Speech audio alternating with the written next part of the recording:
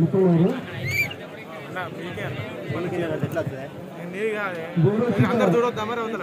వరంగల్ గడ్డపైన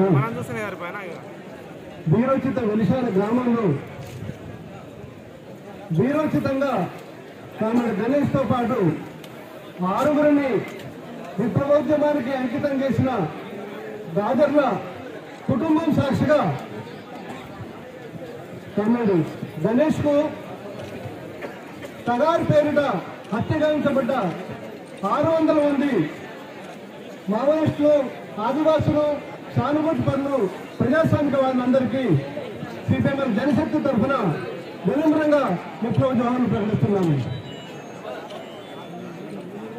తమిళ గణేష్ పరివారము విప్లవోద్యమే. గణేష్ పరివారము ఈ ప్రజలే. ఈ పరివారాలందరూ కూడా నా ప్రగాఢమైన సంతాపాన్ని కూడా తెలియజేస్తున్నాను. మిత్రులారా, తమిళ గణేష్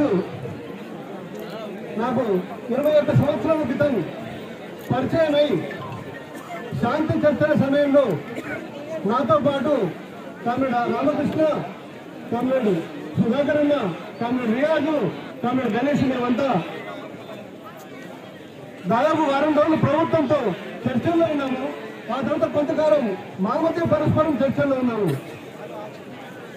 అయితే ఈ 5గురు కాంగ్రెస్ లో తెలంగాణకు చెందిన వీరోచిత తెలంగాణ గడ్డకు చెందిన తమిళ గణేష్, నేను ఇద్దరము ఖమ్మం జిల్లా పోరాట కేంద్రమైన పగడేరుకు పోయాము, మనుగూరులో పోయాము.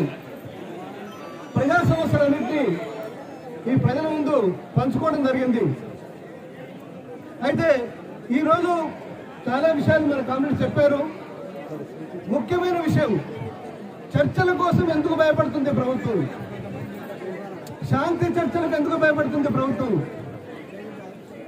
శాంతి చర్చలకు భయపడడానికి కారణం ఏంటంటే, శాంతి చర్చలకు వెనుకంజ వేయడానికి కారణం ఏంటంటే, హింస ద్వారా ఆదివాసులను డిపాపులేట్ చేసి, నిర్వాసితం చేసి, లక్షల కోట్ల టన్నుల విలువైన ఖనిజ సంపదను దేశ విదేశీ కార్పొరేట్లకు అప్పగించడానికి ఏ ప్రభుత్వం అయితే సిద్ధపడ్డదో ఆ సంపద సంబంధించిన ఒప్పందాలన్నీ బయటకు వస్తాయి, ఆదివాసుల జీవితాలు బయటకు వస్తాయి.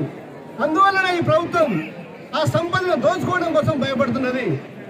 అందుకోసం మనం శాంతి చర్చలకు డిమాండ్ చేయడం మాత్రమే కాదు, ఈ ప్రభుత్వాలు, పాలక వర్గాలు ప్రజల వైపు, కార్పొరేట్ల వైపు అని ఒక దేశభక్తియుత ఉద్యమాన్ని దేశమంతా తీవ్రం చేయాల్సిన అవసరం ఉంది.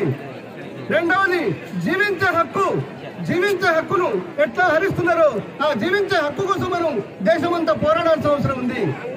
అదేవిధంగా 5వ షెడ్యూల్ను నిండా ముంచేసి, ఆదివాసులను నిండా ముంచేసి వారిని నిర్వాసితులను క్యాంపులకు తరలించే ప్రయత్నం చేస్తున్నప్పుడు ఈ 5వ షెడ్యూల్ ప్రాంతంలో కూడా ఆదివాసుల అటానమస్ కౌన్సిల్ కావాలని పోరాడాల్సిన అవసరం ఉంది. బహుశా చర్చలకు ఆదివాసుల అటానమస్ కౌన్సిల్, దేశభక్తియుత సమస్యలు, అట్లాగే అపారమైన కోట్లాది టన్నుల సంపద దోపిడీదారుల పరం కాకుండా అడ్డుకుంటారు అనేటువంటి మిషన్తోనే ఈ ప్రభుత్వం చర్చలు కూడా నిరాకరిస్తుందని నేను అనుకుంటున్నాను. అందువల్ల కామ్రేడ్స్ గణేష్ 600 మంది అమరవీరులు, వేలాది మంది అమరవీరులు మనకు ఒక సుసంపన్నమైన శక్తి నుంచి పోయారు. అది ఈ దేశాన్ని సామ్రాజ్యవాదం నుంచి, ఫాసిస్టు మోడీ ప్రభుత్వం నుంచి కాపాడుకుందామని మనకు ఒక సుసంపన్నమైన శక్తి నుంచి పోయారు. అందువల్ల ఇవాళ దేశంలో ఒక దేశభక్తియుత ఉద్యమాన్ని నిర్మించడము, వీరిని అంతిమంగా ఓడించడమే మనం ఈ అమరవీరులకు అర్పించే నిజమైన నివారవుతుందని భావిస్తూ, ఆ పోరాటంలో మనం అందరం భాగమైనప్పుడే వాస్తవంగా మనకు జోహార్లు అర్పించడం వీలు ఉంటుంది. అందుకే కామ్రేడ్స్, శాంతి చర్చలను వెంటనే వర్ధిల్లాలి దేశవ్యాప్త ప్రజా ఉద్యమం, వర్ధిల్లాలి ఆదివాసులకు స్వయం పాలన మండలి. ఇది రాజకీయ సమస్య, ఇది శాంతి భద్రత సమస్య కాదు. వ్యక్తులను చంపి దీన్ని ఓడించలేవు. ఎందుకంటే ఇది కమ్యూనిస్టులు ఆదివాసులతో మమేకమవుతారు, దళితులతో మమేకమవుతారు, మహిళలతో మమేకమవుతారు, ప్రజాస్వామిక డిమాండ్లతో మమేకమవుతారు. అందుకోసమే ఆ ప్రజాస్వామ్య డిమాండ్ల పైన మనం పోరాడుతూ ముందుకు పోదాము. అప్పుడే వీరికి మనం నిజమైన జోహార్ అర్పించడం అవుతుంది. అదే సమయంలో దేశంలో నిజమైన విప్లవకారులందరూ కూడా ఒక తాటికి రావాల్సిన అవసరం ఉంది.